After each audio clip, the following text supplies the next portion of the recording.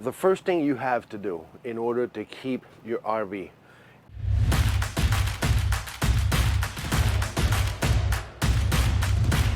It's RV inspection day, and what are we doing? We're inspecting our unit, and we want you to inspect your unit at the same time because we're inspecting to see if our maintenance is up to par.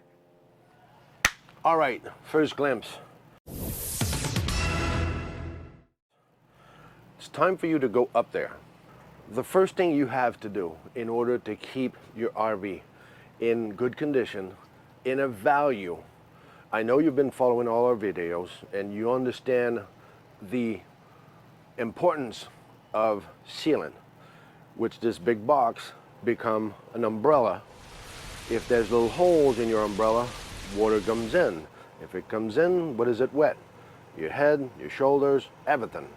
So we'll try to walk you briefly into this just to give you an idea of the general thing that you should do, meaning go on your roof.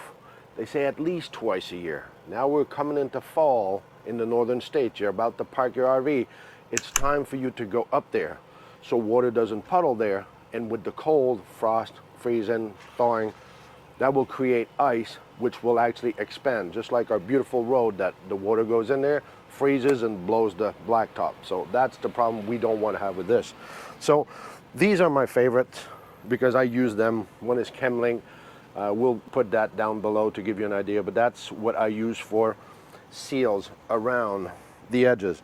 Then when I end up on top of the roof, I use the basic lap sealant from Dicor. So you do whatever you want, you believe in whatever you want, and please, if you have comment that proves to us, all of us, that this is way better than this because of blah, blah, blah, I'm open for that. I'm always open to learn new things, and I appreciate that. But for now, for all of you neophyte who are trying to figure out what's to maintain, here's the roof.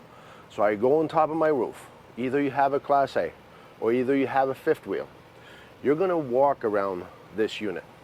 You're gonna do your little stroll. You're gonna look at all the edges. You're gonna look at those corners. On the Class A, we got a full roof fiberglass, but you still need to go. There's still bubbling that will happen. And as you can see, even my ladder in the back, because I use it and I go up there, we move a lot. So I go up there quite often, so I keep an eye on it. But as you can see, the sealant can go away, can flex, can crack, can open. So make sure to maintain your roof and put a little bit of that lap sealant, which, by the way, never really dries. See, for me, on this tube, I put a screw on top. So when I'm ready to use it, I just take that screw off, and here's my lap sealant ready to roll. So that's the first thing. The other one is for the edges. So what I want you to do is when you take a walk on your camper, you always have to remember this. This is the height of your floor. So this is the inside of your RV. This is the inside of your slide out. So remember all those trims. Remember all of this. Watch all of this all the time. For me, every time I park, I watch every one of them. So it's like here, I take a look at my trims. So I go around my trims and I kind of check it up there, and I just go like this. I just walk all around my camper all the time, every single time. So I'll end up in those. Remember, this box flexes. Every time, even on the roof, every time you get out of a driveway, every time you fueled up at Buc-ee's, because I know you go at Buc-ee's, every time you get out of there with your fifth wheel, with your travel trailer, with your Class A, your Class C, any one of them, when the front end, you remember when you get out of there, and then you get the front end and you start turning, and then all of a sudden, your whole kitchen, your drawers, everything is flying because this camper is doing this. Now you twisted the box. Every time you twisted the box, every time you get out. So just keep that in mind. So you're actually creating flex on this. So every trip can show you something new. So just keep that in mind. So the other thing that I know a lot of people don't think of, every time you're parked, every time you went through your unit, so let's go on the other side. So every time you open your slide outs, I want you to look at the trim as you're walking, and then you end up here and you look at this. Remember, I'm lucky, I get a double seal. A lot of you will only have one seal. So always look at them every time you extended your slide out. Take a look at your wiper seal. That's important. These little seals will also seal the unit on the outside wall when you're traveling. So keep that in mind. And that's the other thing that I do every time I park my rig and every time I get my slide out in. I always look at my trims and I try to put my trims so they're even to the other trim. So when I close this, see what this has to fit this. So when this is closed, this gives me an idea of the alignment of my slide out. So if you see this starting to sag down from this line to this line, remember, this is now out of line.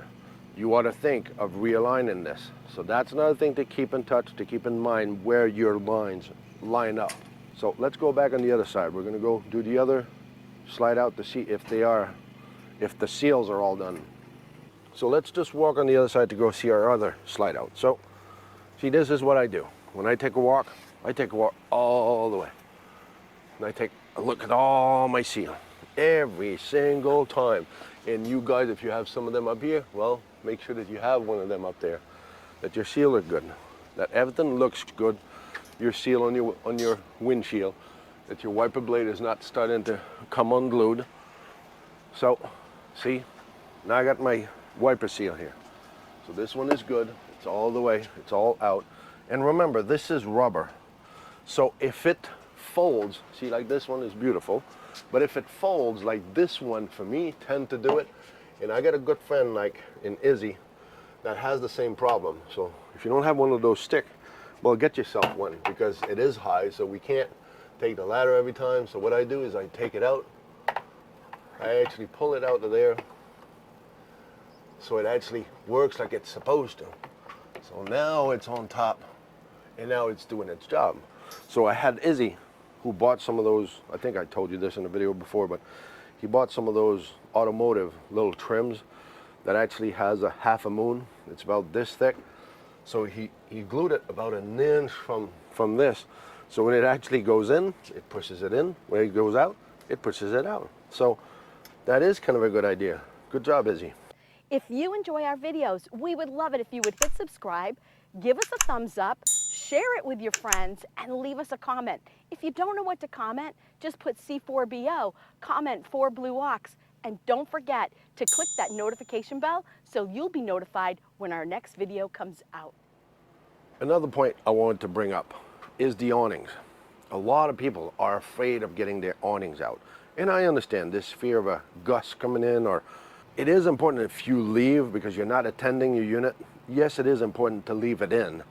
See, I bypassed this because, well, I created this, and I know they sell that also, but I came up with this. This is just a paint roller, adjustable, and I actually bolted that stainless steel bracket up there, and I have a bungee cord, so at least my awning is not going to fly away if some bursts come up and I don't have time to. And I've done this before, being inside, doing a report, and all of a sudden, I hear this wind coming in. So I got 2 seconds to come out. I just punched them out, and I unscrew them, and I just pull this thing up.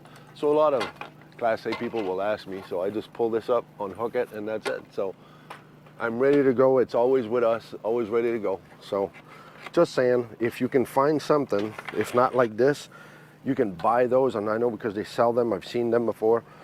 But that's a good, interesting thing to keep in mind, to remember. Your awnings, do not let them out.